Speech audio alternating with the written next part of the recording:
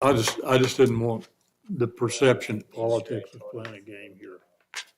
Agreed. On both And sides. I don't, yeah. That's the whole thing. on both Okay, Okay, sides. welcome back, everybody. Today is the afternoon session of July 18th.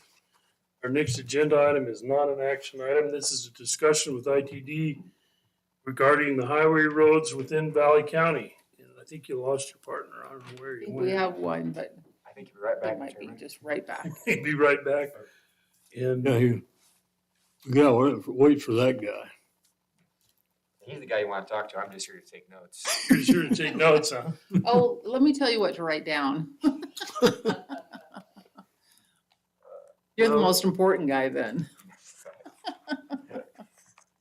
Caleb, are you up here? So I understand that, oh my gosh, who is it that now took on the planning for this region? And Vince he's Trimboli. Vince, and he's on the river Yeah, today, he so made contact with you. that's Good. Yep, he did. So maybe if I could, Mr. Chairman, and Sure. just expound a little bit on how we're organized in District 3. So I manage District 3, which is the southwest corner of the state. The state of Idaho is divided into 6 regions or districts, managed by Mr. Dan McElhenney, our Chief Operations Officer, Chief Deputy. So I manage the southwest corner, District 3, which roughly goes from the Oregon border across to Glens Ferry, and then from the Nevada border to the south, all the way up through New Meadows, and almost to Riggins to the north. So You don't have a small job, do you? a wide variety of demographics and topography and typology of highways, quite frankly. So the way I'm structured in my district is I'm the district administrator, district engineer. I have 3 managers who work directly for me. One is Mr. Jason Brinkman, who manages our design and construction residency. So that's our engineering staff doing the actual design and construction administration. The other is Nestor Fernandez, who manages our operations staff, which is, Brian Edwards here locally, the plow drivers, summer maintenance. And then the third is Vince Trimboli, who's managing our planning and development staff. So that's our long-range planning, even more near-term planning as well, and then as well as our development services group and permitting. So we see a fair share of that up here in Valley County, but obviously we're seeing a lot of that down in Canyon County as well for access permits, development agreements, traffic impact studies, that kind of thing. So generically, those are the 3 big buckets that are part of District 3 and the services we offer. Obviously, we have headquarters support staff that has subject matter expertise in traffic, in planning, in design, that offer resources as well. But District 3 is, your frontline go-to for questions in Valley County. District 3, obviously. We program our 7-year transportation improvement plan every year. We just went through an update cycle. So we're always, talking to commissioners and city councils about what else is out there. I mean, the list is long and illustrious of requests that are out there and needs are many. But the successful strategy is talk about it and take whatever steps we can to prepare things, because sometimes, more often than not, timing is right and the funding becomes available. And if we've got something teed up, we can seize the moment. So there's a lot of big things going on in the valley that I know you've heard probably a little bit about. Those I can expound if you'd like, but there's a fair amount of work coming on 55, not changing the nature of the highway, but keeping the highway serviceable. And we are well aware of the recreational demand that you deal with, and we see it deal with as well. We've gone to, previously we would flag on the weekends down at Banks just on the key holidays. And what we found with input from, I'm sure you were on that task force, is that really the month of July is as bad, I shouldn't say bad, as exciting as some of these key holidays. And so we shifted some resources and expanded resources to where now we flag 8 weekends through the summer, including the whole month of July, because the volumes are there. We see more traffic mid-July than we do on the 4th of July. So we're well aware of the recreational and kind of the pulse pain point that we have on 55. And a lot of drivers who haven't driven it very much, and they're just not familiar with it, and they don't understand the nature of it. And so that adds a complexity to how we manage and operate that highway safely and efficiently. So anyways, maybe I'm getting off topic there, but just a few thoughts that come to mind as kind of how District 3 is structured and and how we view 55 certainly as a key north-south mover for us. As much as we talk about 95, people still prefer 55. They just, if they're coming out of Boise, they're going to take 55. And we've talked to them and tried to message that it's a little bit longer, but it's actually not much longer drive time to hit 95. And of course, Adams County and Washington County don't like it when I say this, but we try and say, hey, 95 is a good route. And it's actually, driving down 55, people just, they want to come up 55. They like the scenic route. They like the feel of it. And a lot of times their destination is right here anyway, so they're going to come. Yeah, so, questions? Right ahead. So anyway, we sent a list of questions for you guys to at least consider. We personally, I guess not personally, but as a commission, would like to hear some official feedback to our questions. So, Ed, can we have Dan introduce himself really oh, quick? I'm sorry. Because Yes, Dan. I missed Yes. what, so you're with the state? Yeah. You oversee Caleb? Oh, I need his phone number. Well, thank you, commissioners, for having us. First of all, I appreciate a moment here. I'm Dan Mackland, the Chief Deputy Director for ITD, and I'm also the Chief Operations Officer, which covers planning, project delivery, construction, and maintenance. We have our 6 district engineers, part of that team. We're about 1,600 employees strong statewide. We do use some consultant engineering services for a lot of our project delivery design work to support the district engineers. As part of the board, our board chairman is Bill Mode.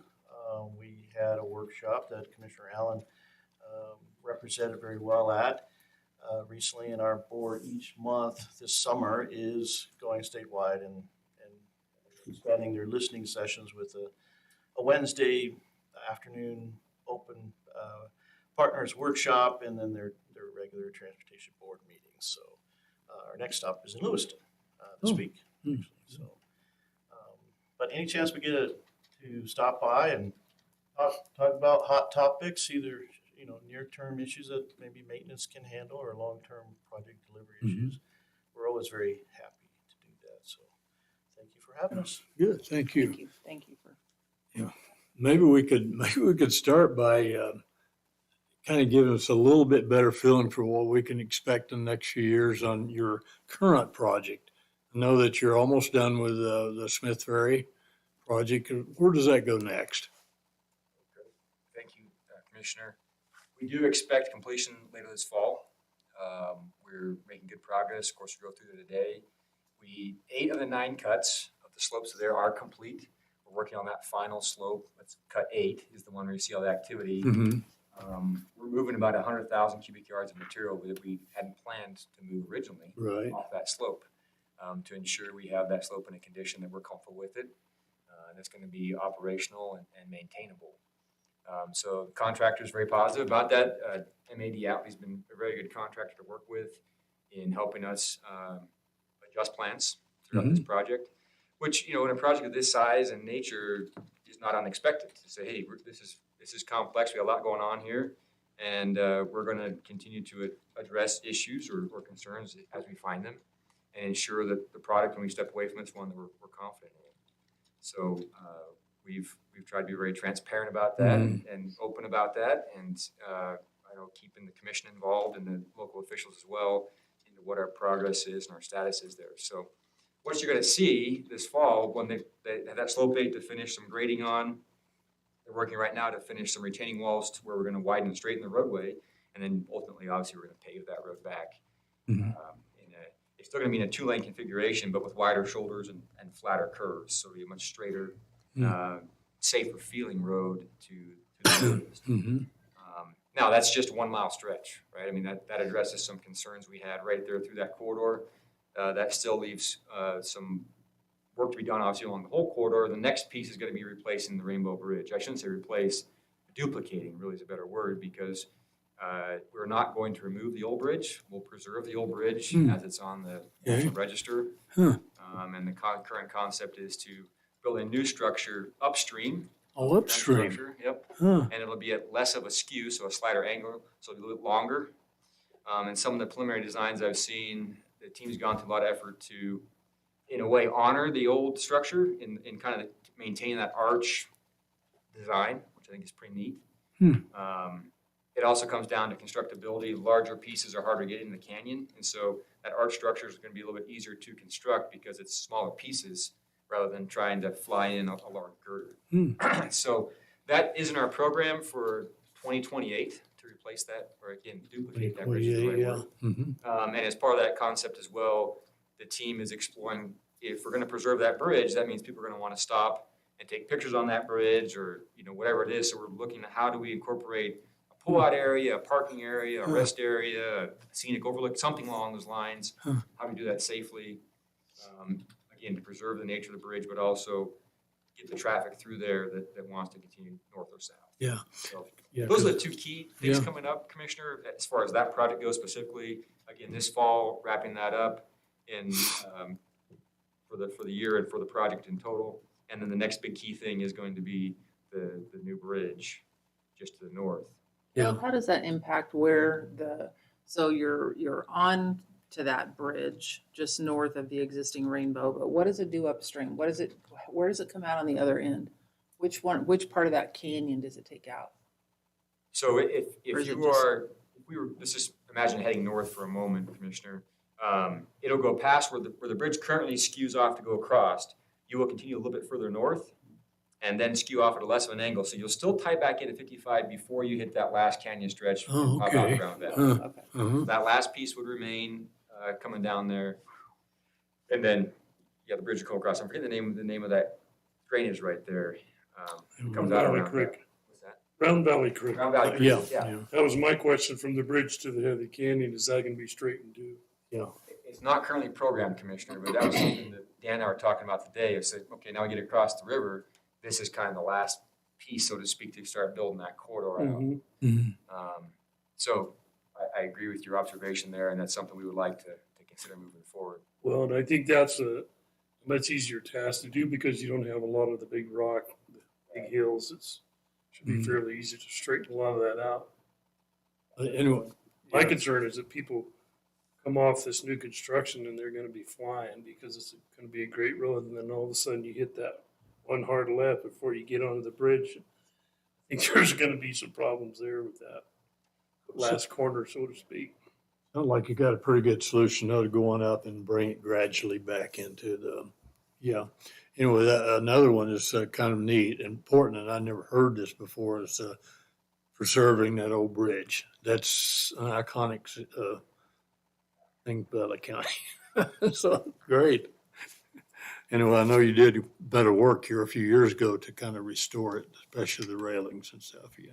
And you may see some additional work, Commissioner, to continue to preserve it, because we have to maintain it, obviously, until we have a viable solution in place. I actually was underneath that bridge earlier this spring in our under-bridge inspection truck, which is, think of an aerial truck, but inverse, so the arm goes out and then under the bridge. Oh, That yeah. was quite the experience to be Wow. under the bridge, different perspective. It was during one of our closures already for the blasting closures, and so we didn't have, Traffic. log trucks rolling across it. Right. But regardless, the operator got us weaved up under there, and that was cool to see some of that craftsmanship from when that bridge was built. We had some Right. old pictures of the timber, Huh. false work back in the day, but neat structure. But it is in need of being duplicated. It's Good. It's tired. It's ready to Yeah. be retired, and so we're gonna maintain it. We're gonna keep it going, but you're not gonna see us invest a bunch of money into it because we're looking at what's the new one gonna be and how they're. So to tie into that, we, Can I ask one more is- question, or are you Go moving ahead. on, or can I ask one No. more on that one? So this is the hard question. So you guys are so far over budget on that project. Does it still make sense to do that or to relocate that south of Smith's Ferry and come up the top of the hill? Because I'm continuing to get that. Why in the world are we spending money on the scenic byway and destroying it instead of doing the right thing and going south of Smith's Ferry and coming over the hill? I have a couple thoughts, and maybe Dan wants to jump in too. Well, thank you, Commissioner. I mean, that is a great question. We do get that question from time to time. We go back and look at the planning studies of Right. routes that, didn't tackle the mountain, and the recent review of the 55 project. And, there's been some good articles and some tough articles. reviewing the design and the construction decisions. When you're in a mountainous terrain, it's heavy construction, it's difficult construction. Lucky to have the team we have and the contractor we have. But and I wanted to say on the Rainbow Bridge, I think you might have mentioned, I mean, we're going to retain it, but you're also going to be able to, some of the options are looking at how you can pull off and walk back to the old bridge. So it'll be available for pedestrian access too, which is kind of a neat part of it. That's still in the environmental design phase, right? But our schedule is like 26, 27. We Design, correct. Yeah, we plan to, in the near term, finish that design and get ahead into construction. So I just wanted to highlight that too. But the previous studies showed just a long route and an almost tough to be feasible, tough to be fundable, right? To vacate the existing route with an alternate route. Right, some of the work that was done that people reference back, because they are aware of the concept of what you've described as this alternate route or bypass route at Smith's Ferry. That was done. The part that sometimes gets overlooked is there was still a very hefty price tag with that project. And even then, it didn't have some sort of utopic feature where it wouldn't have its own set of geographic constraints, just like the existing 55 had. So if we took the money out of the equation for a second and went that route, we still would have very large cut slopes. We still would have large rock outcroppings and steep grades. It didn't remove all of that. And so if we just look at the numbers, we say, well, we're spending a lot of money here. The money we're spending is still far less than what it was estimated 20 years ago as the cost to do the alternate route. So once you inflate that cost, yes, we are spending more money on this project. We have had to put more money towards it. But we still are way below what it was estimated to cost back then to do the alternate route on a new alignment, and discounting the constraints it would have from an engineering standpoint. And then on a tertiary level, the environmental impacts of that, as you mentioned, scenic byway, totally respect the nature of the highway and we want to maintain that as much as we can. But there were significant impacts to an all new alignment, to the habitat, to the waters, and to the wetlands going that route as well. So all of that really factors into the decision that was made to improve this piece of highway. It's a difficult road to find a solution for, because once you get in that canyon, you're in it, right? And you're staying in there until you pop out of Horseshoe Bend, and there's not a lot of room to make big changes. Beyond the railroad grade and potential conceptual ideas of buying that and sticking a lane or two over there and flying them across each other, there's not a lot of place to go. So it's challenging. Yeah, I remember being involved in those discussions when we were talking about that. And the other one of them that was particularly important, as I remember, was that people like that corridor. I mean, people like traveling that corridor. It's scenic. And And next to the river. people that, It has. I'll share with the commission. It has reignited discussions about what other alternatives are there. And again, the idea of an Indian Valley Expressway has come back up of right. a compromise between 95 and 55. What would that look like? Now that comes with its whole other set of constraints. It's not called Indian Valley for no reason. I mean, there's environmental impacts on that whole scenario as well. But that conversation has come back up. I don't know where that's going to go. But as I mentioned, once you're in the canyon, you're in the canyon. So the real answer is get people out of the canyon. And right now that's 95, and there's some aversion to going that far west for some people. So, preliminarily the studies done, again, 20, 30 years ago showed that it wouldn't divert a whole lot of traffic. I don't know, with the growth rate, what we're seeing now in Valley County, the drive to get to McCall, I think that could shift a little bit. So those are things we're Growth starting is going to Star and Emmett. So, I mean, you're at the bottom of that corridor now, where in the past it wasn't. Right, and that's the other point there, Commissioner, exactly, is that with the funding now going into 16, what we call 16 South, right? So getting from the freeway to Chinden, and we already have from Chinden to State Street. And we're looking at environmental studies now to get from State Street out to Emmett. All of a sudden, if you start having an improved highway that far, well, then it really starts pointing at, well, what goes north of there? And then this concept comes back up of, is that viable? That was a great addition. I came out of Middleton, so that was a great addition to the road system down there. Yeah. Anyway, Well, I think then- it's all a safety issue. I mean, our community, we've had a lot of conversations the last 2 years about the slides and how it's impacted our small cities. And you know, Judy and I were standing where that slide happened the day before. And wanted a little, you know, a conversation there. So it was really exciting to know that it happened the next day and not when we were standing there. But, you know, just protecting our businesses, because that is, I mean, for the state, it's a north-south corridor that's a huge economic driver. When that thing's closed, it shuts down commerce. And so I know you guys are working heavily on making sure that that's not going to happen in the future, but it's very concerning to us that they're up here. I know that we've both been up here when both roads have been closed, and it's a little isolating. So what can we do to make sure that we're in the right Sounds like location? nice, The right- depends on how you look at I've it. heard that before too. So anyway, have a I heart know attack. what we're gonna do is we're gonna chew up this hour pretty fast. I can see that right now. So it leads me into the next question. When we talked about that particular section of the road, we have, the county owns a piece of property adjacent to your property. And I guess another question we'd have for ITD is that, would that work, that piece of property, is there an interest in that piece of property to work with something beneficial to the public, you know, on that corridor, like a, you know, rest area, something to that effect? And I guess you've thought about that before, I know, Caleb, but. Yeah, so commissioners, we do have interest in that property. We don't know exactly what we want to do with it. We looked at that before as a potential rest area, and what kind of derailed it was how we're going to deal with the sewer if we're doing a rest area. Because the groundwater levels, the septic system was a concern. Now, there's ways to engineer through that, but at that time it became something that we turned off from. So the idea though of expanding that, and it's a great spot for at least a pull out, and maybe we don't put a sewer in there. Maybe we just put some picnic tables and a lean-to and some parking spots to give people a rest stop. Even a Um, ride share. I mean, yeah. you know, a Mhm. ride share, a lot if somebody wanted to take it to the valley is a great idea.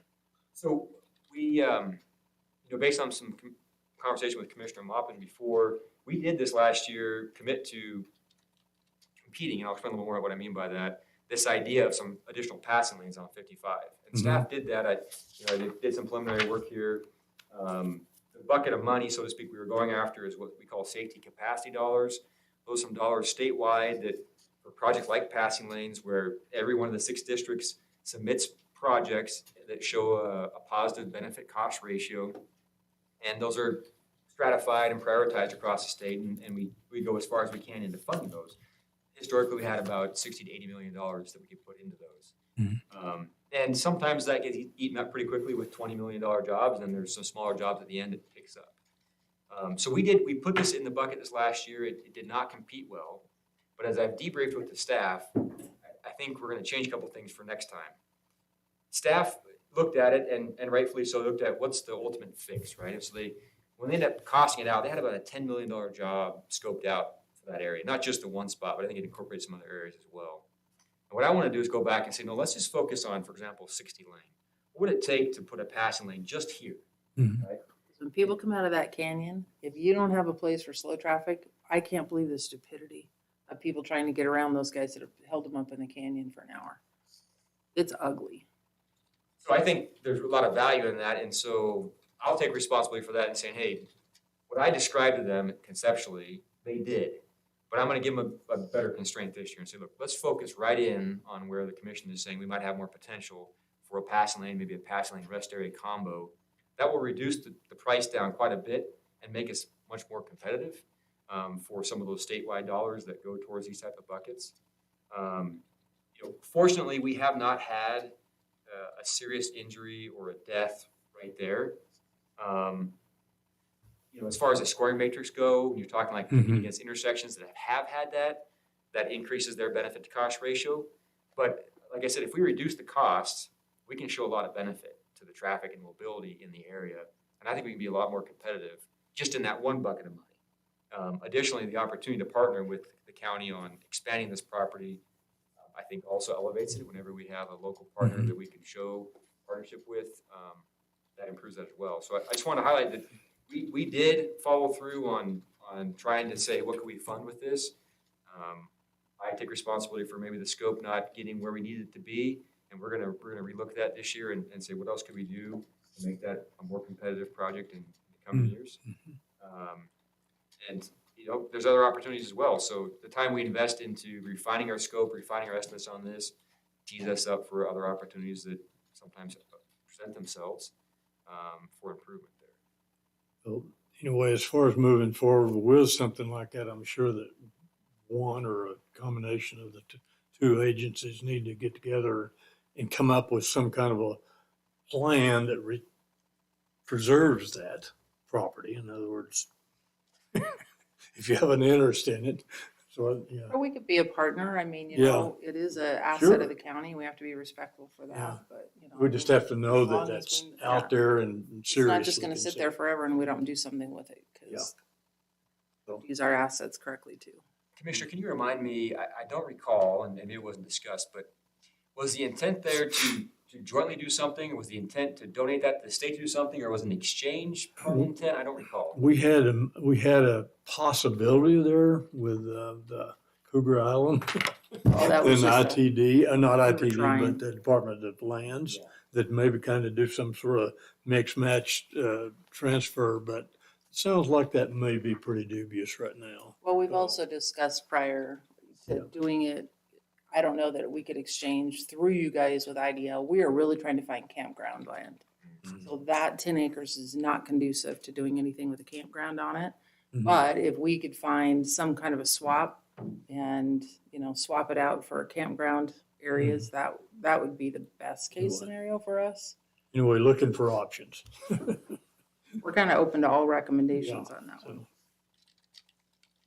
So, anyway, I'm sure then beyond that, is there anything we need to add to that? No, but I want to ask anybody from the city if you guys have any questions. But we're not even close to being done. Well, I know we aren't, Oh, okay. Yeah, but I want to make sure everybody's involved. I just wanted to tie it into those couple things because that particular section is important. And one of the other little subjects that I had on my list here was, this came up with our road department sometime back, that some of that material that gets generated from these projects could be really helpful to the county. So is there a process in going forward in the future where we could maybe get some preferred consideration for that type of stuff, like the ground asphalt, maybe even the fill, that kind of thing?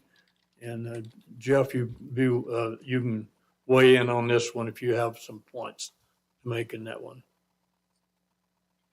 Commissioners, when the way we administer our contracts, the contractor owns that material. So Mhm. we rely on them, or we expect them to find a waste site and to dispose of the material or reuse the material, or in some cases, they can even sell the material. We get involved when it comes to the environmental clearance of those sites, and so there's coordination there, but we don't direct them to use a particular site. Right. And so my initial thought is, when we have work coming and we bid that out, the county could approach a contractor and say, hey, we'd like to talk to you about where your material is going to go or what we're going to do with it. Again, we just in our administration we bid the contract and the material, once it's in there and they bid on it, it's theirs. So the trees, the rocks, we say, hey, you're going to take care of this and it's your baby moving forward. We need to know if you're going to, where your site's going to be, so we're okay with it, but we don't negotiate that. Yeah, I understand that. It just seemed like if you got far enough ahead in this contractual process, you might, if we had some avenue to get involved in the initial discussions, maybe we could work something through contracts to, because it's some pretty valuable stuff there, it sounds like, At least they're hauling it all the way up into Long Valley and piling it up, so. Well, Caleb, I think the concern I have is this road that you guys are going to start grinding the first of the month was just ground, I think, 7 or 8 years ago. And I think they mixed concrete in with it and tried to do road base and didn't last very long. Is there some kind of warranty you can get from these construction guys that if you think there's an issue like New Bridge south of town, you can see where they didn't quite get the pavement tight and there's a big old seam about 200 or 300 feet long where somebody messed up, is there some kind of warranty? You go back to these guys and say, hey, you need to fix that? Are they checking the base of it to make sure it's Well, good? this isn't a base, this is where they lapped two pavements together and they didn't get close enough. And when you guys go out just before you hit the bridge, you'll see it. And there's some on the other side of the bridge too. To me, it seems like there ought to be something that you guys could do to make these guys go back and fix that. It's a, We've tried warranties over the years. Federal Highways, for instance, likes to encourage us from time to time, but it's tough. It's tough for companies that are bidding to guarantee much more than the typical life of a payment. There's so many variables, from the aggregate source to the mix plan to the trucking to the elevation to the temperature when it's laid down. So it's been tough to hold a company more than maybe 2 years responsible, but most pavement treatments will last us 2, 3, 4 years minimum. In some locations, depending on how the truck volumes are, we might get to a dozen years, depending on how deep a lift and so forth. So the warranties haven't worked so well, and the industry really pushes back because they're not sure how to get that guarantee. We can take another look at it. I don't know about this project and the timing, but where they provide maintenance services. But overall, statewide, so we'll take another look at maybe there's something new that we can.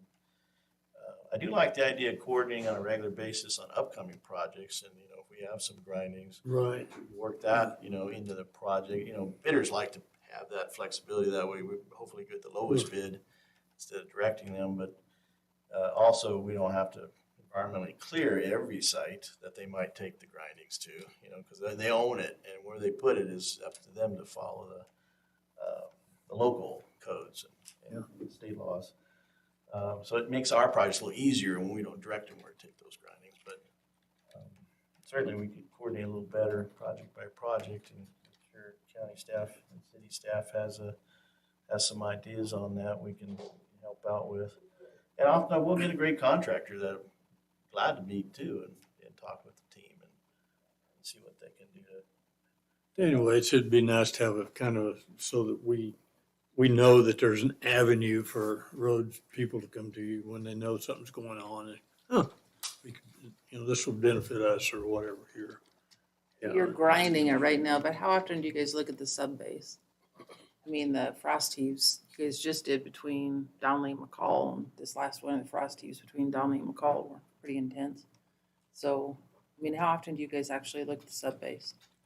Was that like a spring breakup? Is that the example I wouldn't say spring breakup. It's So to answer your question, Commissioner, and maybe follow up to Commissioner on your question on the warranty is, we have a team that does transportation asset management planning and field reviews, and they go out every year, take a look at every route. Which, I mean, even if we did it every other year, that's still a lot better than most other states. And we roll that up through our asphalt planning, so that we have a pretty good sense on where we're at on the condition of roads throughout the state. And then each of our districts might have as many as 5, 6, 7, 8 foremen that are responsible for local sheds, and they're constantly observing, and they live in the communities, so they have a real good sense.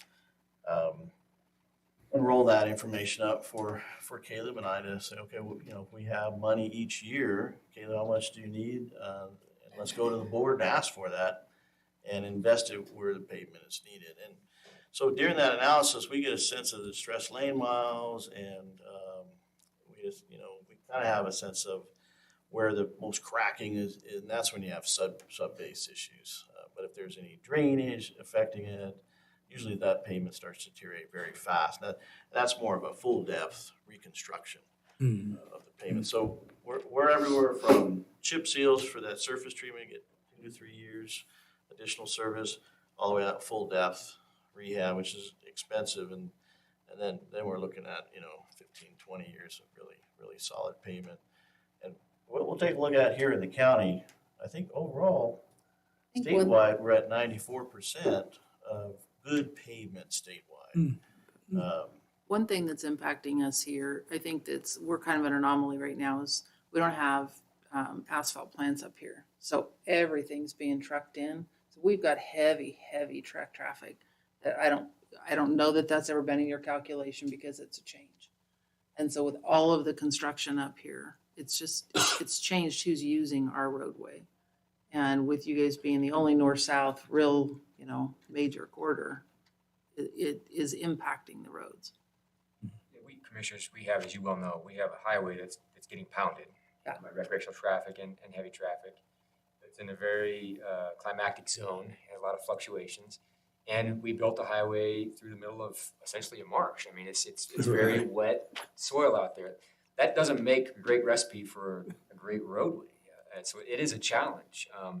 And to your comment earlier, Commissioner, there you could probably make a case a lot of places along there to go rebuild deeper. But you take those dollars and you put them into rebuilding this section versus take those dollars and being able to give it a decent treatment across a larger section. And there's a trade-off there on the return on investment and the asset management. And so we have looked at the sub-base, and every one of these projects, they go out and do work to examine that and make a judgment call about, we think it's okay, or we need to address this here, address that there. But it's constantly a trade-off of what's the best choice here. That's a hard choice. I understand that. Have you Yeah. guys done any traffic counts for the last 3 years on the increase on traffic? Yeah, we Any have, idea what that we have a increase traffic is? operation group. Margaret Pridmore is our lead manager there.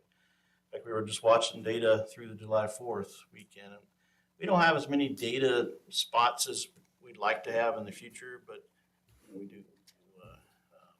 do need that data to help make some projections on pavement conditions over the next 5 to 10 years, as well as what we can see today. So we are gathering that information. We can provide the updated information over the last couple of months. I think she's reading it through the summer for us too, and see if she breaks it out by truck traffic overall. Or I was going to say, what I could do is provide the commission with the website where we post all that, and you can go there anytime you want. That'd be great. See exactly what the numbers are showing month per month. They get broken down by month. There's a little lag because they have to post-process that. But even regardless, you could keep pretty regular updates at your own pace if you like on Be just where great. the numbers are at. We have seen an increase. I don't recall, I was told at one point what the increase was. I don't remember off the top of my head. Obviously, we saw a huge spike during COVID and it dropped back off, and I think we're seeing ourselves back to where we were. But I will provide you that website, and if you have any additional questions, we can follow up there. That'd be great. I'm sure some other good news on that is with the new federal funding bill for Idaho, we'll be receiving $116 million additional funds for the next 5 years, state and local. And of course, the governor and the legislature invested last year an additional $200 million in local bridges that LTAC is leading, as well as another $200 million for state and local roads. The local bridges, that'll be in front of the legislature again, and whether or not they want to invest more in local bridges. And also that $200 million, which the governor's leading Idaho program hopes to continue that $200 million, which is 60% state, 40% local. So with that, we're looking at all the needs in each county. And so if you have specific spots, we're rolling that up as part of our ITIP. And then Caleb has opportunity with board member Julie De Lorenzo to present unallocated needs if there's an urgent issue. We have an for urgent that issue funding. in McCall, and we have the McCall folks here. So would you mind if I address that Great. really quick? Okay, So yes. Caleb and I have been having that conversation as Yeah. well as Nathan and I. That highway going through McCall has got to change. I mean, it is, you guys have not been in McCall lately on a weekend. It is tragedy up there, and we are going to kill people. And the people that are walking on the pavement itself, strollers, I don't care. I mean, every time it rains, we have pooling.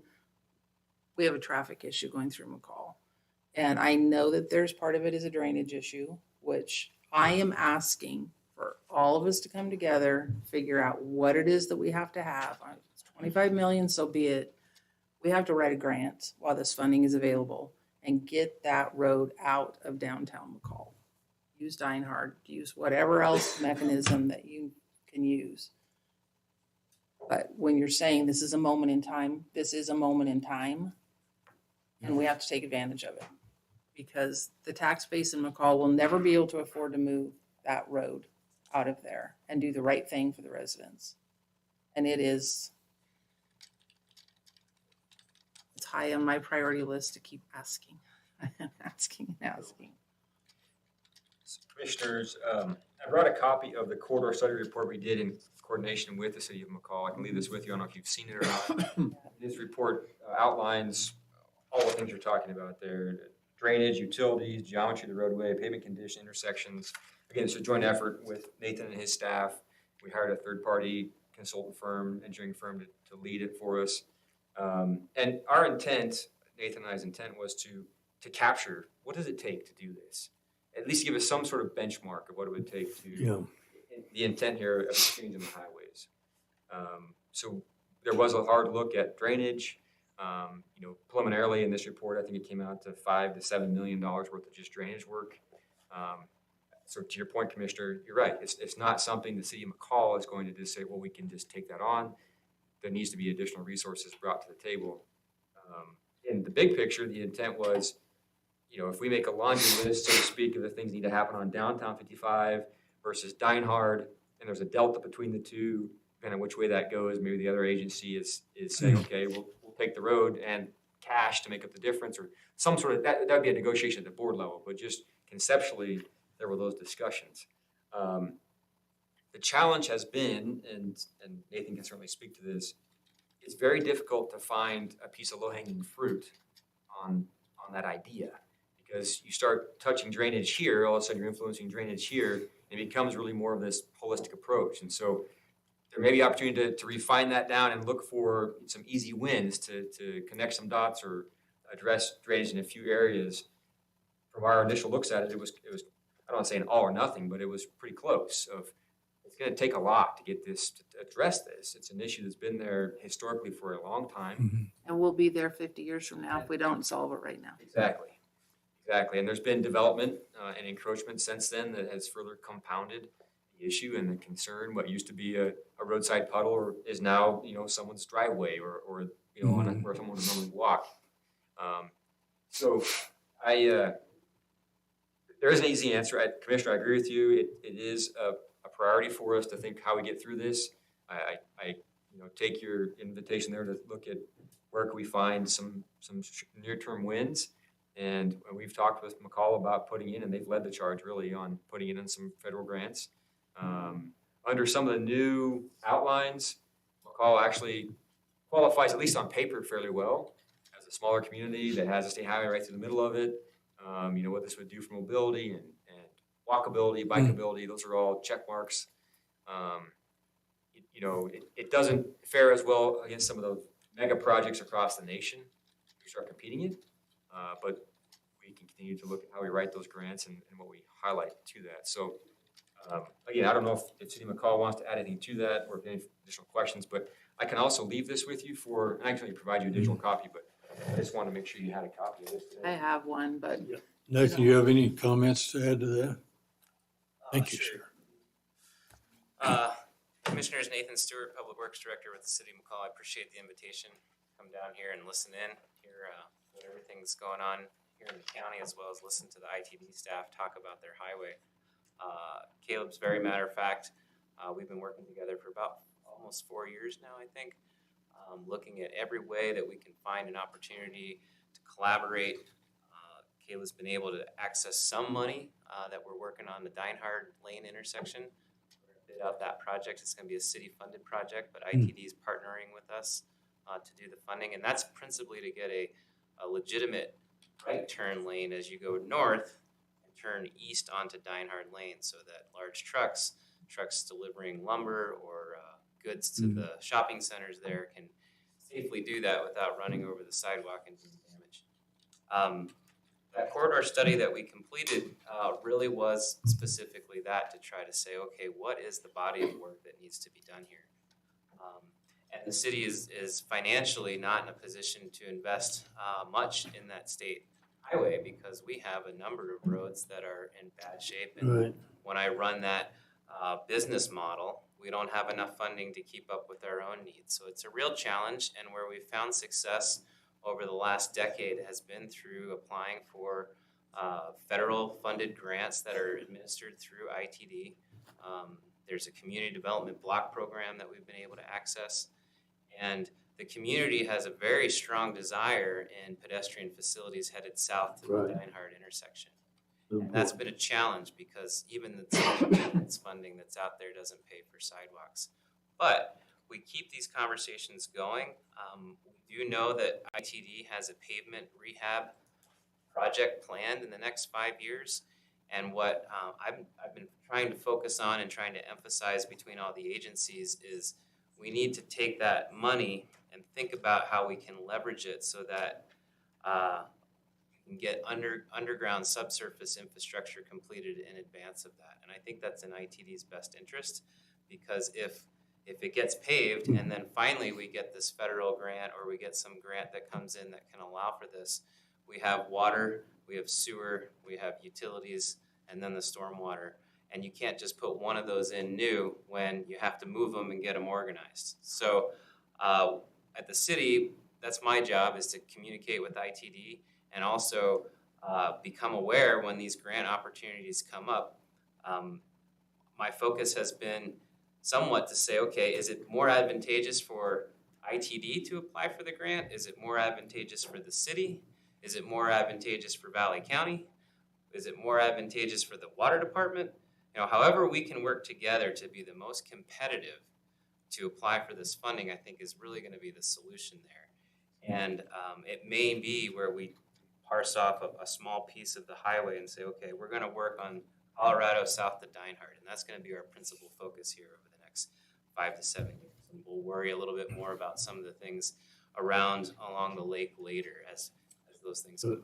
Yeah, so, and thank you, Nathan. One of the things that I don't want to do is to leave too many things on the table here when we run out of time.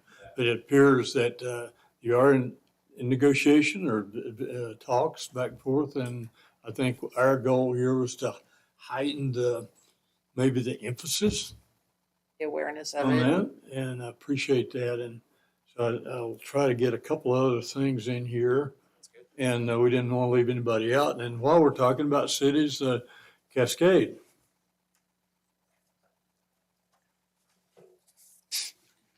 Mayor Judith Missoula, Mayor of Cascade. Thank you very much, Commissioners, for inviting us. I periodically keep Caleb, I sent him my periodic email of what I think is a priority for North Highway 55, and that's corridor study. And my single biggest fear is that coming from the head of the canyon with all of its challenges, that it's going to become very similar to the Avamore and the periodic, Shadow Valley and all of that signal lights as a way to, address all of this other traffic. And the fact that one has not been done, or it's been millennia since a corridor project was done, I think that, we're all on the verge of more subdivision type developments along 55, and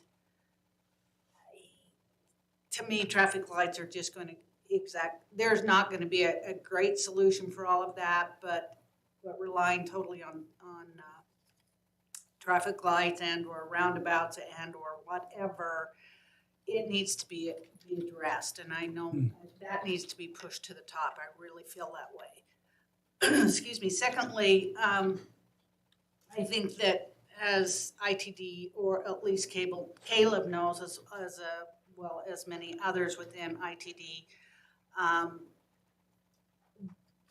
we need to be remembered as well. And when these projects come up like this grinding or whatnot, we're as Commissioner Allen and Commissioner Maupin and Commissioner Hasbrook have all pointed out, that we could really use the help of trying to leverage and partnering in some of these things. We do a pretty good job at trying to pull together funding through LTAC and whatnot, and And so we do pretty well with that, and we do pretty well at ensuring that we have the matches. I'd like to be more project ready for a lot of our road projects, and that isn't always easy to achieve, to pay the engineering dollars to ahead of time based on that. So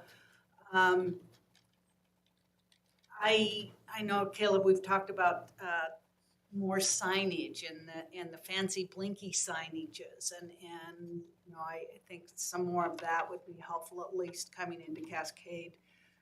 2 additional flashing slow down type of things, because, or a speed bump maybe, because you know, people still come in hot from the north end south, and Please no speed bumps on the main highway, please. Can we make the I know, it's a blinky signs look like plowing mountains? problem, It's a but you know, scenic what byway. problem? I don't know. So anyway, so that's just kind of my echoing what everyone else has said in the room, and we all have our individual All right, things thank that you. cause us a little bit We of do, angst. we so. do want to do a full traffic, I guess, a full roadway study this year between all the cities. You know, how do we connect our communities, north-south transportation flow? And if you guys are doing a traffic, you know, if there's corridor study out there, that would be a natural add-on to what we're already looking at, trying to come up with some more north-south opportunities in Valley County. But I would personally like to see it pushed further to the top of the ITD priority list. So, thank you. Commissioners, Go ahead, I'm sorry. okay, just to give you some insights into where I'm at on that. So my intent with 55 is to maintain it without signals as far north as I can keep it. So I'm getting my arm twisted off down in Affamore and We the know. golf course, you know, for more signals. And, you know, my expressed intent to staff is we need to get past this and then establish the corridor plan that is mobility focused, safety focused, and not let, you know, death by 1,000 paper cuts come into the highway. But we do continue to get pressure for that. And so I just want, that's my expressed intent to staff as we kind of kick this off of what we want to do. And we are seeing, you know, legitimate development pressure now in Cascade, just south of the bridge. You all know about that development there, and requests for access to the highway, which leads us to the corridor plan. And so just, you know, in transparency to you, there were 2 big corridor plans on my radar this year. One was 16 North, so that's that relook I talked about to get you from Star to Emmett, because that document's very aged and needs to be relooked now that we have the freeway basically going to be built right to Star. That was priority number 1. Priority number 2 was 55 North, Horseshoe Bend to McCall. The wild card was that we had to change the plans in the city of Middleton, which has changed our environmental document and required us to adjust. And so this year I was able to fund corridor plan for 16. It's going to start next year. We also programmed funds to do a special look on 44 through Middleton. That bumped 55. I was hoping to get 55 in the mix this year, but Wrong answer. I know. I'm just giving you my honest answer. Middleton does not deserve your attention. I've been working that for years. So, the takeaway message here is 55 North is now my number 1 priority for a corridor plan because I've got the other 2 already rolling. And keep in mind as well that although we talk in 7-year jumps, even if I were to put it in an out year, that gets in the program and I can then move it forward. So in next year's, we're talking about programming 2030, let's say, we may be able to put 55 North in there, but that doesn't mean it has to wait until 2030 to start. We'll find a way to move that forward. So my answer is that it's not this year for me to kick it off, although there's always opportunity. But my intent is that's my number 1 priority for next year, because we know, and as we talked before, we're seeing development pressure, we're seeing the recreational pressure. We want to establish what the expectation is for the counties and for the cities on 55, and having a good plan that includes things up to, you know, the concept. Nisla and I have even talked about, you know, we need to look at what does a 55 alternate route look like. You know, is that feasible? Is that something we want to explore? Look at all that stuff and coming up with what the plan It's is. been a long-term plan because, I mean, it's not only about us. We're the bypass for all of the economic development in the state of Idaho. There's only 2 roads north. Yeah. So we got 1 or 2 other questions that can feed into that Okay. if we can, because we're going to run out of the precious Thanks for time keeping that us we on have time. with ITD, unless we can extend just a little bit into our executive session. But a couple of questions more here. Is there a process for ITD to consider taking over roads in counties? Is that ever done? Yes, oh yes, it starts with conversations like this, Commissioner Allen, thank you for that question. And then we work with our local board member, and we have a subcommittee that works on adjustments for the highway, relinquishments of the highways. Mhm. So we do have a process set up for that. Do you have one in particular in mind? Well, Valley County, just to bring it up, Valley County has one route, one state route.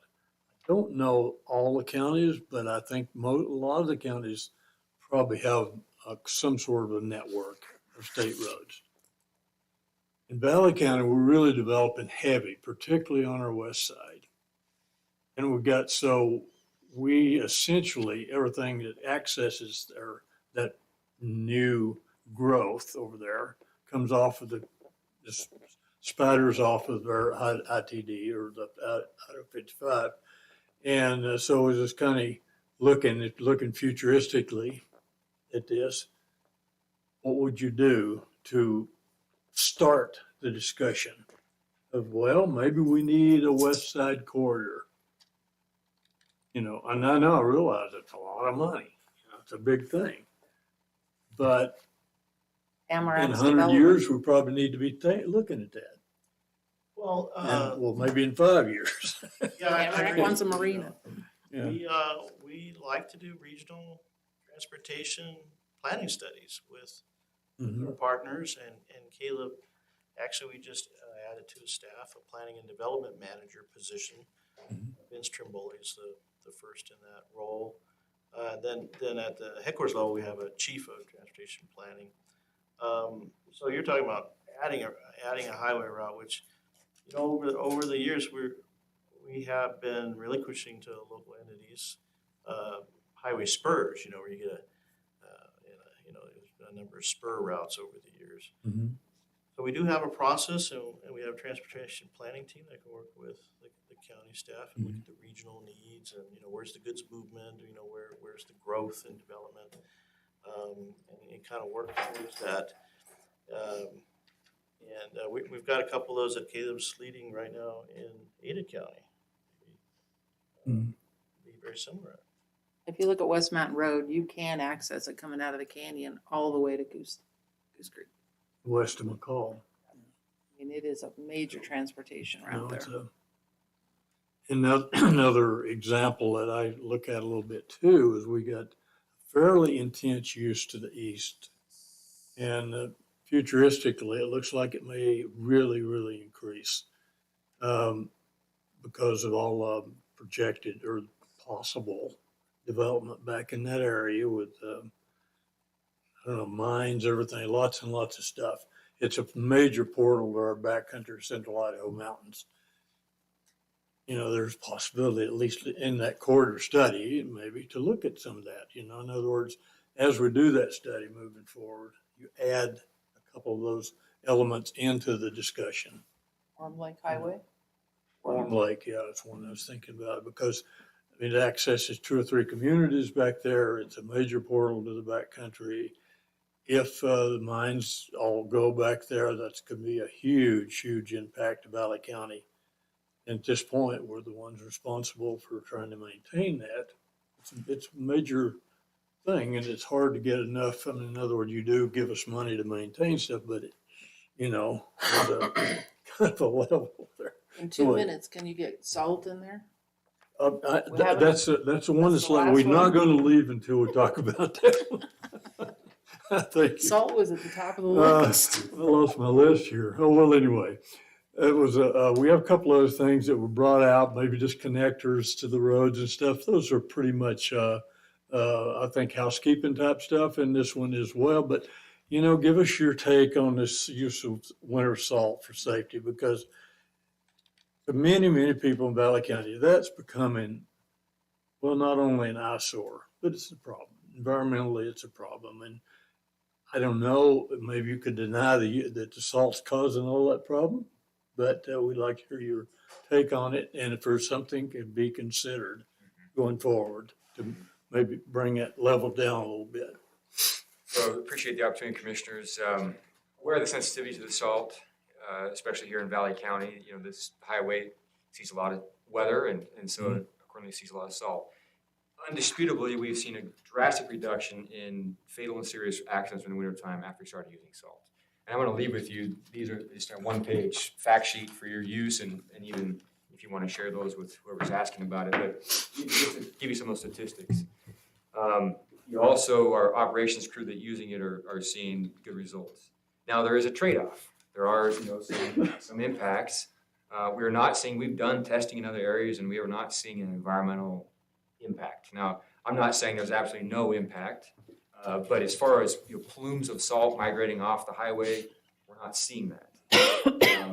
We are looking for ways to reduce salt usage. So one of the things I really want to highlight to the commission is, right here in Cascade, we last year tried a new type of salt. We affectionately call it blue salt because it's got a blue hue to it. It's just a dye so you can see it. The dye is inert. But it's roughly 92% sodium chloride, just straight salt. But then that last 8% is a proprietary concoction of different types of salt, magnesium chloride, potassium chloride, that makes this salt more effective. It runs a little bit hotter, if you will, than regular salt. The advantage is you use less of it because it runs hotter. Right. Case in point, when we had the tragic fire at the pharmacy, your fire department put gallons and gallons of water on that fire and the road was closed. When they were done, there was inches of ice across the highway. Our crew came through and put down one pass of that on solid ice, took a blade to it, put one more pass and the ice was gone. It's pretty impressive. So it does burn through the ice.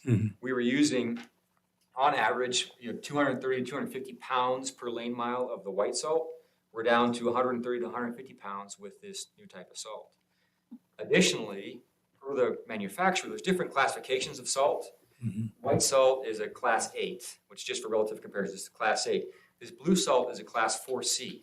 So by the National Snow Fibers Association, it's classified in a higher category because it's 50% less corrosive than the straight salt. So that's a salt we're already using here in Cascade on this stretch of highway. Because it worked so well last year, we're expanding that to Banks, Patty Flats, and even up in the New Meadows. That salt costs us a little bit more. It's, I wrote down, we usually pay about, just rough numbers, $78 a ton for the white salt. We're about $10, $15 more a ton for the blue salt, but we use less of it. So we think it's coming out kind of in the wash. And so we're expanding that this year to use more of it. It's easier on our equipment, it's better on the cars, better on the environment, and we get a superior result. So that is a tangible thing we are doing and have done here in Valley County to address the concerns and the operations of it. Again, bottom line, we see very positive results from salt overall from a safety standpoint. There's a debate about maybe some tree browning or other things that I don't think are conclusive as far as what is really causing those. Those are things we're going to continue to monitor. I don't think we want to turn away from salt. That would not be my recommendation to you, and that's not our intent. I think looking for ways to improve the salt, like I'm talking about here, is a better way to go. Yeah, I think that would be our primarily, what we want to hear is that you are looking at that. That it's taken serious because it is kind of a blight on the roadway. You saw it coming up here. Not only the trees, but But- we're replacing brakes. Right, on yeah, everything that we and own. vehicles, that kind of thing. But your suggestion is that you are taking a look at it. And we would request that you at least consider that, keep considering that in the mix as we go forward, because it's not maybe just one size fits all with these kind of things. And we need to, once you recognize an issue, we appreciate it when you tell us that you're looking at it. Absolutely. I mean, anytime Yeah. you want to pull into the Cascade Shed, you can see it. It's literally blue. One other little comment I'm gonna make. And I have one too, so go ahead. Maybe We have them technique. here. Maybe technique. I followed a vehicle when we had about 4 or 5 inches of slushy snow into Cascade. And that vehicle was putting snow out there about 30 yards. If you could move it off the side of the road and not into the trees, that might help. There's got to be physical ways to do that. And just, suggestion. My Well, and last comment, I think that's a pretty serious suggestion because I've grown up with the roads up here since I was a little kid, and you watch the snow plows and you can see that snow from the sweep plows hitting the trees, hitting clear down my lane. Yeah.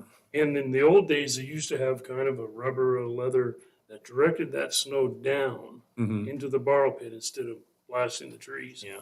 And all of a sudden, one year they didn't have those on there. And not only does it mess up, and nobody thinks about this, but it destroys a barbed wire fence because the salt immediately makes the wire rust. Yeah. And it shortens the life of that barbed wire fence. If you could figure out a way to push that snow back down, I know they have to go fast enough to get the snow off the road, but there's got to be a way you can design a funnel cloud to push that Yeah, snow we'll just, back down in the borrow pit instead of just spraying everything that it goes by. I think that's something they used to do years ago. anyway, that's just a physical challenge Yeah, for you. but I think it's an easy Appreciate fix. Yeah. We like the challenge, commissioners. We do. one last thing on your Well, quarter. we have a monthly all sheds, and Caleb will talk with his district foreman right away as we look to winter. We don't like to use salt. We like to use less salt, and it costs too much. It comes out of Utah, and they don't deliver on time. And so this blue salt's coming out of Montana, if I remember right. And if we can use a third or half less, that's going to help. I think the plow drivers commissioners do need to balance getting that snow off the road so you don't get the ice from the melt with how they throw it. So we'll talk. They've got some excellent techniques. I mean, Caleb and I are just entry-level apprentices compared to some of our drivers, as you know. So we'll talk with them, and they're very innovative. And certain stretches of highways, they can focus more and guide their new troops. We do have about 500 employees in maintenance statewide.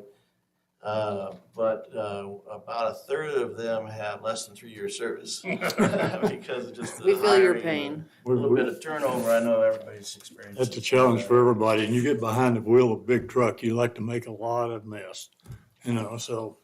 And we there you do have just to finish that, Commissioner Allen.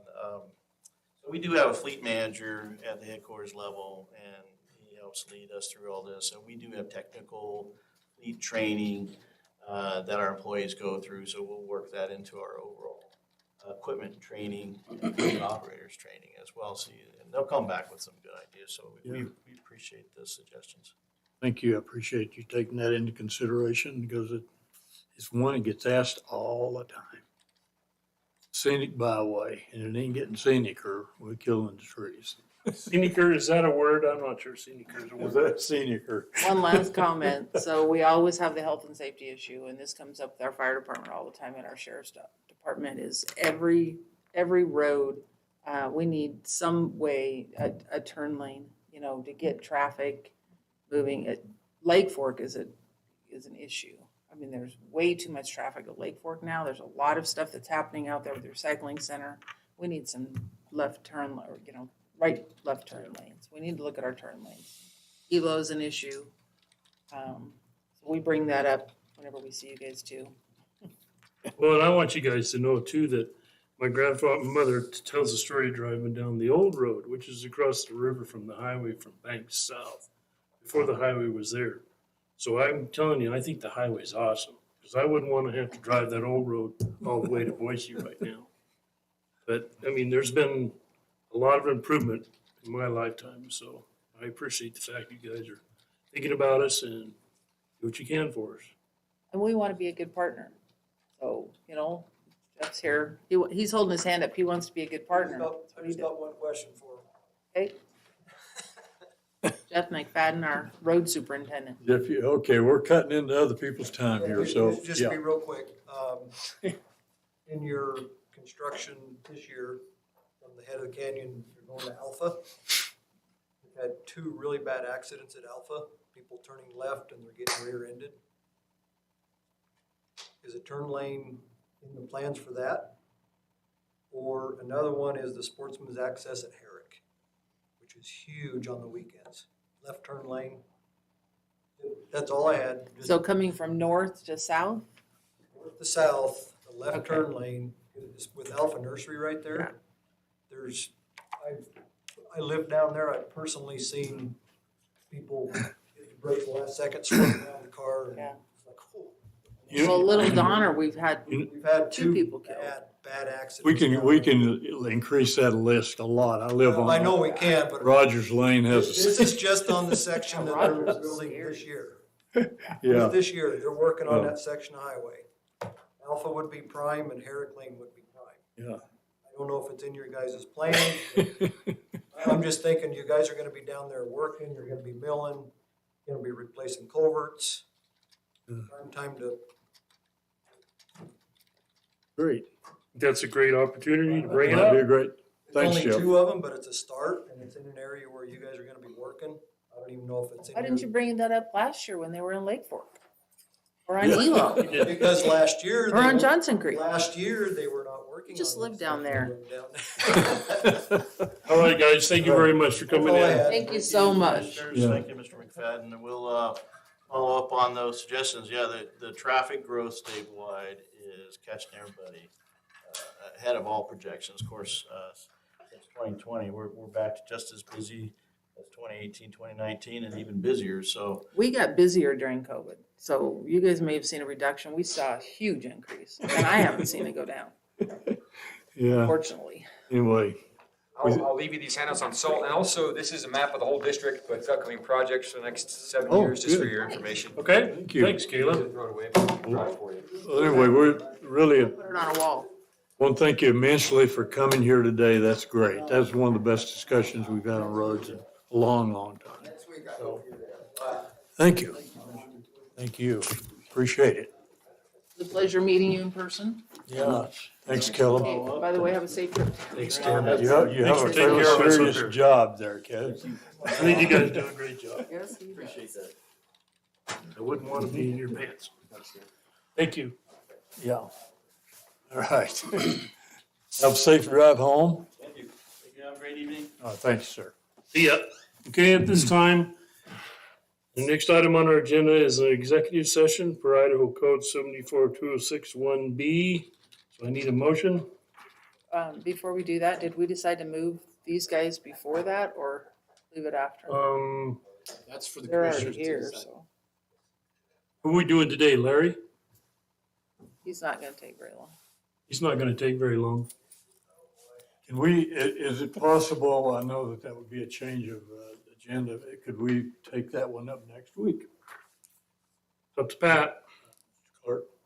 It's absolutely up to the commissioners. We can do that. I mean, it's not gonna be very long. I don't know, are we gonna give these guys, what, 3 minutes each or what? You gonna put a As time long as limit, it takes, 3 I minutes? guess. We can try, but good luck with that. 3 minutes. Yeah. That is our goal. Set the timer. Ah. You wanna do them and then have Larry just get over. Larry, do you mind that if we Yeah, just do let's, it? and then Pat, let's see how long this goes before we decide. Should be, there's only like a couple of comments, I think, on the other one. Sure, we could. You wouldn't like me at 6 a.m., but I probably wouldn't remember anything anyway. Okay, let's do that. We'll bring them in next and then we'll let you know as soon as we're done. Pat probably wants to go home too, darn it. Thanks for tolerating us. You guys had a heck of a day. No, Yeah, Kind of weird one. okay, our next agenda item is gonna be moved. We're gonna move for general public to present to commissioners. You know what, though? Now that I say that, is Therese Givney still here? Because she had asked to, She said she would come back. I don't know. We'll see. well, I know, but at the end of the day, so hopefully. yeah, we'll have to ask the people, Jeff? Did you ask them to kind of move to take, no, leave it open, but just, yeah, thanks. Okay, so David, you wanted to go first? Yes. And I would really appreciate it if you could limit your time to about 3 or 4 minutes. I will, this is Thank you. my practice. Thank you. I want to thank you for your letter opposing Cougar Island auction. And Commissioner Malpin, I'd like to thank you too for your testimony to IDL. But the IDL chose to ignore your concerns and the public and group opposition to Cougar Island. It's an obsolete constitutional mandate that binds IDL, but that mandate will be challenged someday. And there's plenty of support to amend the mandate, but that's not why I'm here to speak. The county has jurisdiction over Cougar Island. I have talked to 2 expert zoning lawyers. and I just attended the McCall City Council meeting because I thought they had jurisdiction, and they do not. Environmental, wildlife, clean water, and human rights will be threatened by the sale of Cougar Island, which will set a precedent for the future of the drinking water of Payette Lake. The county must act now, supporting the overwhelming opposition to this auction and defend our water rights. Please declare Cougar Island an area of critical concern covered by your code, 9.1.02. Please write an emergency code to ban any further development on Cougar Island before the September auction. The county has jurisdictional powers to do both. Please place this as an action item on your next meeting. This much-needed preemptive action is necessary. If it tests the law, so be it. We will prevail. Once Cougar Island is lost to a private developer, the battle to stop development will be much more difficult. Please do not wait to react after an auction that may not favor the United Payette bid. There has never been a more urgent and critical time to act. Cougar Island is one of many battles we will need to fight to save our endowment land around the lake. So please write an ordinance to ban development on Cougar Island before September. We need both actions to revalue the beauty of this place. We need to protect our watershed, which is our drinking water. We have faced 5 years of toxic algae health advisories for Cascade Reservoir, and last year our first toxic algae outbreak for Payette Lake. Act to save Cougar Island for our children, grandchildren, and future generations, so that they may look out at Payette Lake and enjoy the beauty of no further development on Cougar Island and the other parcels around the lake. And we will all be able to drink clean water. Thank you. Okay, anyone else? Thank you so much. Please state your name for the record. Lynn Lewinsky, McCall. Thanks, Lynn. I want to say that I'm backing up David, and I feel that the municipalities of the city of McCall and the county working together are who have the rights to take care of the impact zones. And we want to step up and speak out for that because we don't want the state to just override what is our place to show leadership for. It's very, very important, and what we do with Cougar Island will set precedent for what we can or will be able to step forward for when the rest of the endowment lands go into their whatever happens. So right now, it's very, very important for us to step forward and stay strong and make our stance known. Since there really are no takings on the island, we can't be held responsible for denying. There's no electric, there's no water, there's just a piece of land, so there's no takings. So the threat of being sued, et cetera, is really rather non-existent. If I agree with you on that. If we set forward now. And so I just wanted to make that comment for records, in case we want to go back to something like that. I also brought a letter from Mr. Miller asking a question about a budget line and a question that I had for Ms. Herrick about county commissioners and expansion of their committee. So should I leave these with you, Doug? Sure, come on up. Thank you so much for taking us in today. Mhm. Thank you, Lynn. Anybody else?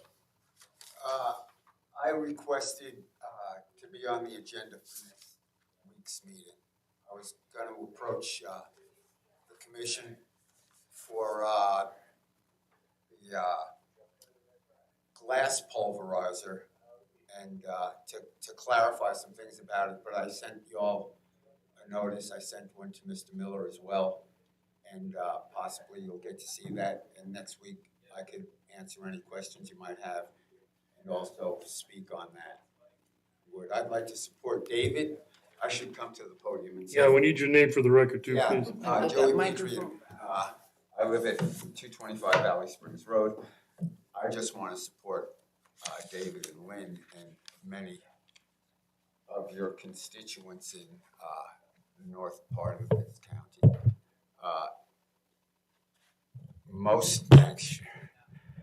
Thank you, Commissioner Mopin. I have yet to meet a person that wants to see Cougar Island developed any more than it is. And I'd just like to encourage the commissioners to do everything they could to discourage any type of further development on the island. And that's about all I need to say. And I think you know pretty much how we all feel. Thanks very much for your time. Appreciate it. Hey, thank you, Joey. Thank you. Mr. Petrie, we were able to get you 15 minutes on next Monday's agenda. Thank you. Do you have a time set for I that? do. Bear with me. Sure. 3:45. Thank you, Mr. Miller. I appreciate it. Thank you very much. So just to respond, I just want to put this out there with you guys. So know that we also are concerned with this. We're doing all that we feel we can. David, my response to Therese was in the fact that legally we can't stop the sale of Cougar Island. The state has the ability to do that. I know that you were talking with lawyers. We also have this with our legal counsel. We are looking at the areas of critical concern. We're working with the city of McCall to see how we can do that and the best way to do that. We have some issues in our impact areas right now, which unfortunately that is in the impact area. And so we are researching our options also. So know that as the commission, we also are concerned in doing what we can to try and move this project forward or process forward. Well, one of the things I've learned in my 10 years as a commissioner is you don't tell the state what to do. No. And you don't tell the ITD what to do. They tell us what they're gonna do. And we fought them on quite a few things over the years and we've lost every time.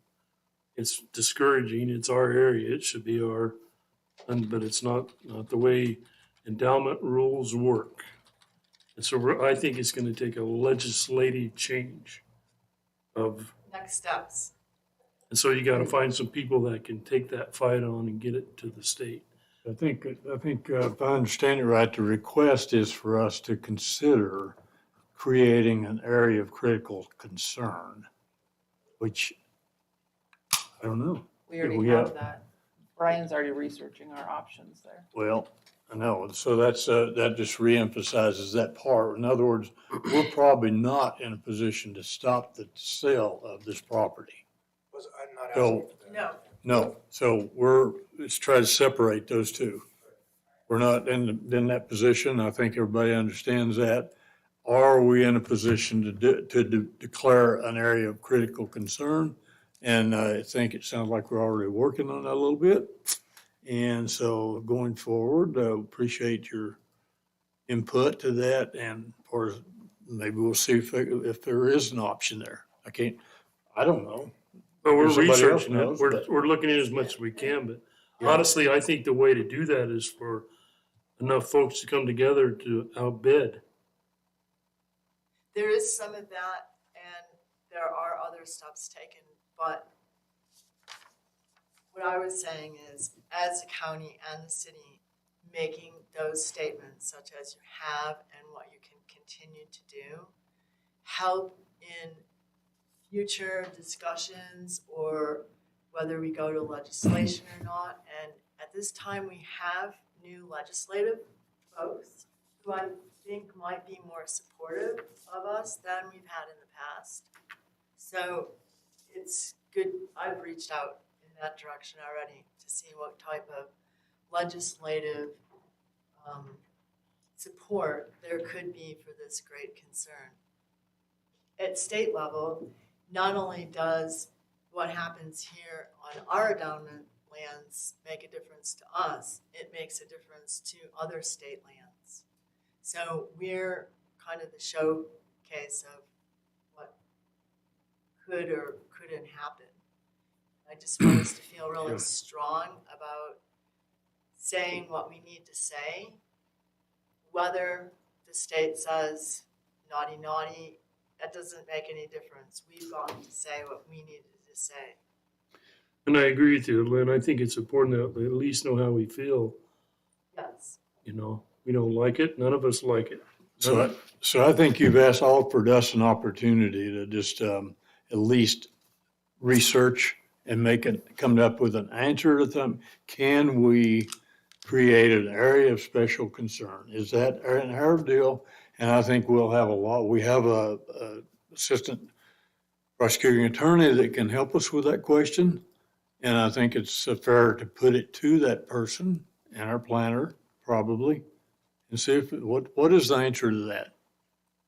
I mean, I don't, so I think we'll try. There may be one other option, and it goes to the Environmental Protection Agency laws. There hasn't been a watershed study on Payette Lake since 1997. There hasn't been one on Cascade Reservoir since the 2000s. It's over 20 years. With the amount of development and the problems we're having with water, you might be able to create a specific moratorium until you get a study completed. It's a thought. Yeah, There might be a way to do that. we can research those avenues. I don't think any of us can sit here and promise to do that, but we can. David, I think that's an idea, but the issue with the moratorium is you have to have specific emergency reasons to do a moratorium. And is it really an emergency? And it usually That's is. the question that we would have to answer to somebody, Usually is probably in the 180. court of It would be a law. gray area in the law, but we could make it a water issue. Because if, I've done some research with the EPA and other cases in water law, and there is a significant threat. We've already had 5 advisories for Cascade Reservoir. Some of that, your problem is coming from McCall and Payette Lake. I mean, non-point pollution issues, runoff issues, It's a greater conversation than I think we need today. Yeah, but I'm just saying, Yeah, I just met with DEQ on this. And so there's a whole conversation that we could have had, but not I'm today. just trying to think. Well, and I appreciate the fact that we're still trying to figure this out. You need Oh, the yeah. help. There's a lot of us. So Thank you. And anyway, we'll research that, the options, see if it's Yeah, there. no, listen, I appreciate your letter, I appreciate your testimony at IDL, I mean, I know you're doing, I just, keep doing it. yeah. We're trying. It's exhausting. I'm Right. not gonna lie. Okay, are we done? Yes, thank you. All right, thank you. Thank you so much, Thank thanks you, for taking guys. us early, Tim. Now I would entertain a motion to go into executive session per Idaho Code 74-2061B. So moved. Do I have a second? Second. Moved and second, all in favor by roll call, please. Bob and I. Ellen? Hasbrook, aye. Doug will be in at, let's just say, 4:27. And I didn't print anything on.